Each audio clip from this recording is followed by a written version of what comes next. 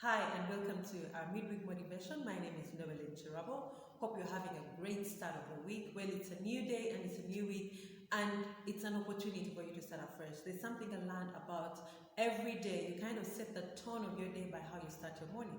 The time you wake up, your morning rituals, and that's why sometimes a lot of people spend their morning in reading, devotion, meditation, quiet time, listening to inspirational podcasts and videos, because the things you tune your mind to think about in the morning do set the tone for your day. So I hope you're having a positive start of the day and a positive start of the week. So we continue our Monday motivation series, and today I want to share about how to handle difficult conversations at work. So difficult conversations, just like the word difficult, they're very uncomfortable.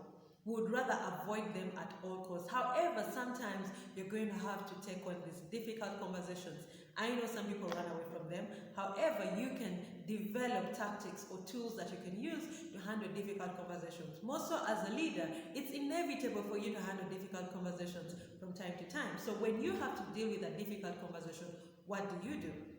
Today, I'll share with you tools that you can use to handle difficult conversation. The first tool is plan. The thing about planning is never go into a difficult conversation without planning. When I talk about planning, think about the 4 W's and the why. Ask yourself what happened. And then beyond what happened, you want to also ask yourself, how did that make you feel? Who was involved? Where do you want this discussion to go, and what can be done differently for future reference? When you think about what happened, who was involved, and how that made you feel, and where you want the conversation to go, that means you have a guided approach to how you're dealing with this discussion. So no matter how heated you feel, no matter how charged up you feel, and you want to handle a difficult conversation in the moment, take that time to plan. Think through what you want to say, how you want to say it, so that it can be a fruitful, difficult conversation. So plan before you go for a difficult conversation. The second thing you need to do is relax. Relaxation is important for you, but also the person that you're having that difficult conversation with. So choose a time when you're most relaxed, and choose a time when the other person is relaxed. Now, the thing about stress is when you try to have a difficult conversation with someone who is stressed out or frustrated or tired or agitated, it's going to go the wrong way. So find a moment when you're most relaxed, a light moment, maybe during a lunch break, as you're sharing a meal, maybe happy hour if you can find a quiet corner to talk through it, so that the person is more open to having a conversation than when they're tensed up where they're going to be defensive and it could just become a heated argument. So relax and find a time when the other person is also relaxed. The third thing you can do when preparing for difficult conversation is keep the conversation open-ended. What I mean by an open-ended conversation is that kind of posture, your sitting posture. You want to use an open body language, but also you want to use open-ended questions so you can get feedback from the other person. When you keep a conversation open, it invites the other person into that space of conversation.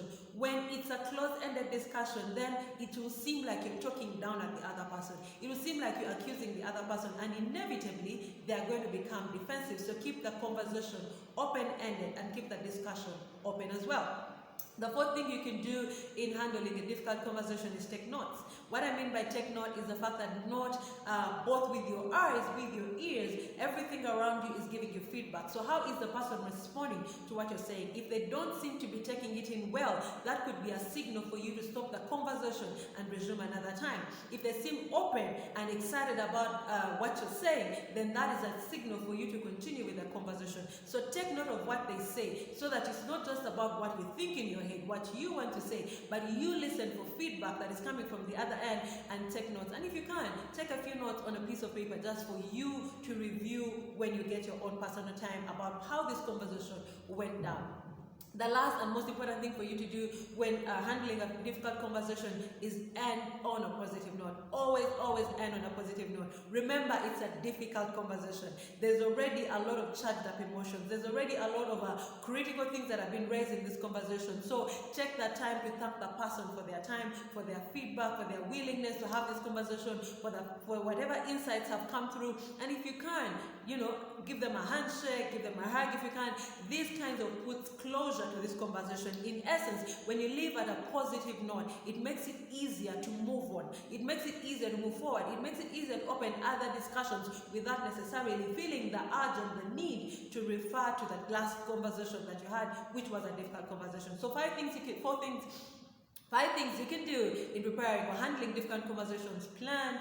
2 is relax. 3 is keep it open. 3 is take note of the feedback that is coming through. And 5, end on a positive note. So I hope that has been helpful for you as you handle difficult conversations, which oftentimes are very inevitable in our workplaces and in how we deal with our colleagues.